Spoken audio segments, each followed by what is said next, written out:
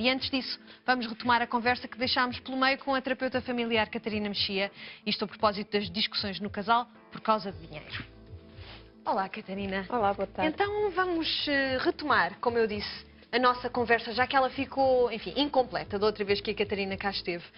E nós sabemos que é urgente retomá-la, porquê? Porque o dinheiro está, de facto, na origem de muitas discussões e dissensões, não é? Tinha ficado essa promessa até porque eu fiquei um pouco com a ideia de que falou-se na questão das pessoas precisarem de conversar e precisarem de falar sobre as coisas, mas era preciso concretizar, no meu ponto de vista, um pouco mais as coisas. E concretizar neste sentido de, no fundo, vamos falar sobre quê e como.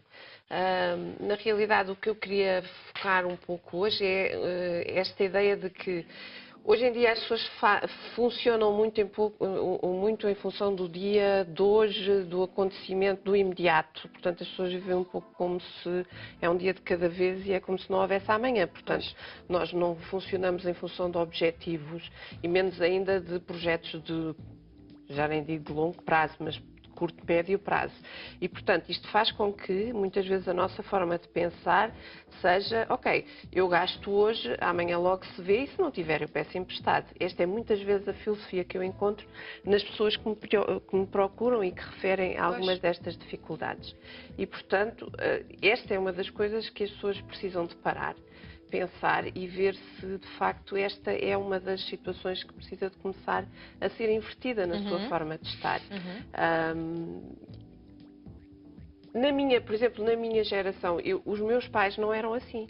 Quando alguém, por exemplo, comprava uma casa, fazia um empréstimo a 40 anos e isto era qualquer coisa que ia pautar a sua forma de estar ao longo de 40 anos. E era um compromisso que os ia, digamos, preocupar e condicionar a sua forma de estar, mas era um compromisso que era assumido. Claro. Hoje em dia não é muito isto que acontece.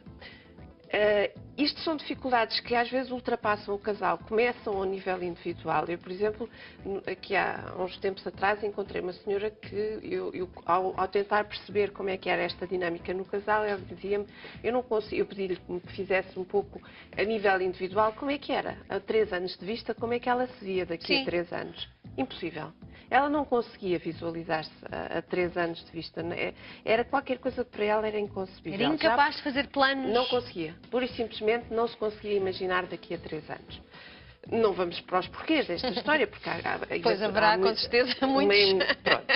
Já o marido era uma pessoa que era incapaz de viver sem ter uma planificação mínima para a sua vida há 5 anos de vista, portanto. E porquê? Porque ele dizia-me, isso a mim permite-me encarar todas as situações de turbulência que possam aparecer com pequenos contratempos, porque eu assim nunca perco o meu objetivo de vista.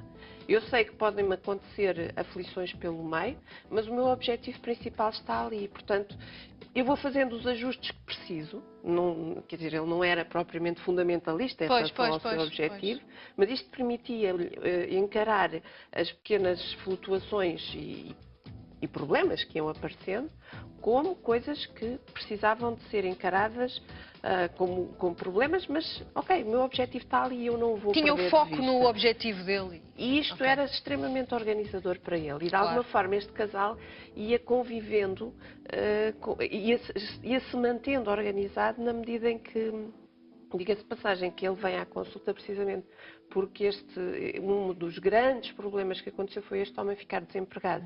E isto veio pôr em comprometer grandemente o objetivo central deste homem. Portanto, ele teve que fazer uma reviravolta muitíssimo grande em termos dos seus objetivos e das suas prioridades. E, portanto, eu acho que, de facto, isto é uma das questões que as pessoas precisam de falar. E quando eu digo, é precisamente sentarem-se e perceberem quais são os objetivos individuais, quais são os objetivos enquanto casal. Perceber até que ponto é que estes objetivos são ou não são coincidentes. Até que ponto é que estes objetivos precisam de se tornar coincidentes ou precisam de ser adiados, por exemplo, em termos individuais. Por exemplo, até que ponto é que, por exemplo, é necessário fazer a chamada interiorização da mudança. Ou seja, quando nós estamos perante um momento da crise, nós rapidamente fazemos as mudanças todas e mais algumas. Quer dizer, Na hora em que quando dói, a chuva não é? começa a entrar em casa, a gente decide logo que vai mudar isto e aquilo, ou seja, Claro. depois da Aí não casa é difícil roubada, mudar. trancas à porta, a gente mudou tudo e mais alguma coisa. Tudo bem. A partir uma vez que a crise vai embora, a motivação para a mudança também vai desaparecendo.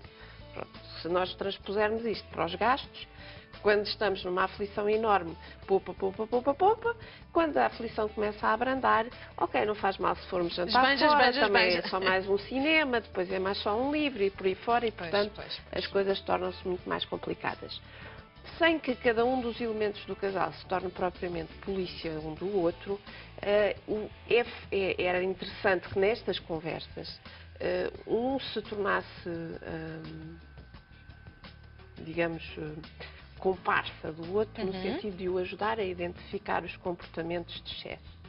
Ou seja, quando é que, uma vez estabelecido, por exemplo, um compromisso entre os dois, de quais são as áreas, depois de identificadas, por exemplo, quais são as áreas em que estão a existir os excessos, identificados os tais comportamentos de excesso e existir o compromisso de que esses comportamentos se vão modificar, de como é que estas pessoas estão, por exemplo, a furar o compromisso. Pois. Ou seja, poder começar a dizer, olha, tem cuidado. Não é? Estás a sair fora do nosso compromisso, vamos tentar perceber. O outro, serem o polícia um do outro, não é? No bom sentido. No bom sentido. O vigilante um do outro. No bom sentido, temos que terem atenção aqui que, de facto, o clima de tensão vai continuar. Não é? Exatamente, as sensibilidades estão todas ainda muito... Andas a olhar para o que eu estou a gastar. À flor da pele. E isso leva-nos a outra coisa, que é um compromisso de transparência. Quando estas conversas acontecerem, essa deve ser uma das primeiras coisas. É que, de facto, não há nem cartões de crédito escondidos, nem contas à parte, nem coisas parecidas, porque senão nós nunca saberemos efetivamente com o que é que estamos a contar. Claro. O compromisso de transparência até pode ser, ok, eu contribuo com isto para a casa, não coloco questões nenhumas sobre este dinheiro, mas este que fica aqui nesta conta será sempre meu e eu sobre este não dou. Mas este compromisso tem que existir. Isto tem que estar estabelecido, isto tem que estar claro. À partida, e tem que ser qualquer coisa que ambos têm que acertar. Por outro lado, esta questão dos sonhos individuais e conjuntos faz muito sentido por isto. Nomeadamente, quando se põe a questão da crise financeira, em que, de facto, há muitas vezes há sonhos que precisam de ser adiados, como eu dizia há pouco. Mas este adiar de sonhos pode às vezes ser um alternar de sonhos. Quero com isto dizer o quê? Eu estou-me a recordar de uma consulta que tive há não muito tempo, em que, por exemplo, o marido esteve até há relativamente pouco tempo a terminar a sua licenciatura, porque tinha um curso que há pouco tempo se tornou em licenciatura e valia a pena fazê-lo e, portanto, a mulher teve uma sobrecarga grande, que era ao nível dos filhos, que era ao nível, por exemplo, do sentir-se sozinha, do sentir-se mais desacompanhada e do esforço financeiro que tiveram que fazer em termos de para se equilibrarem, suportar não é? Claro. uma licenciatura e por aí fora. Entretanto, o tempo passou e agora, neste momento, que seria se calhar o menos indicado, mas apareceu uma oportunidade única de ela conseguir, por sua vez, completar uma coisa que eu confesso que não percebi muito bem, mas tem a ver com a formação dela. Sim. E que pressupõe que a senhora tenha que trabalhar, portanto, fins de tarde e fins de semana. Ou seja, vai estar muito mais ocupada. Portanto, o marido vai ter que se dedicar muito mais à casa, aos filhos e por aí fora, e por outro lado vai haver também um acréscimo nos gastos da família, porque também esta formação implica investimento. Às vezes esta alternância é importante porque, em última análise, todos eles ficarão a ganhar, uma vez que, por tal como a senhora me dizia, em última análise todos nós vamos ganhar, porque da mesma maneira que ele pôde progredir na carreira, o mesmo vai acontecer comigo. Estas alternâncias dos sonhos, destes sonhos que precisam de ser partilhados, é importante, reformulando, é importante partilhar estes sonhos, é importante perceber se estas alternâncias podem acontecer, porque em última análise, na tal perspectiva dos projetos a longo prazo, esta família virá a ganhar com isso. Claro, não é? Porque é que esta família apareceu à consulta? Porque o homem neste momento queixa-se da falta da mulher em casa. Mas isso é outra história completamente já se esperaria diferente. também, não é? Enfim. Fundamentalmente, estabelecer prioridades. Prioridades. Nós estamos ultimamente, eu assisto isto com alguma frequência com as pessoas que nos procuram, que é terem alguma dificuldade em deixar aquilo que era um hábito, que era comprar o último livro, trocarem para o seu computador para a última que saíram, ver o último filme, etc. Se calhar neste momento, de facto, as nossas prioridades têm que ser revistas e embora digamos, o alívio do sufoco que é pagar a prestação da casa só venha daqui a mais 4 ou 5 anos, se calhar é mesmo ter que deixar de comprar o livro ou não ir jantar fora ou não sei o que mais, que é a resposta neste momento. E essas prioridades precisam de ser estabelecidas também nestas conversas.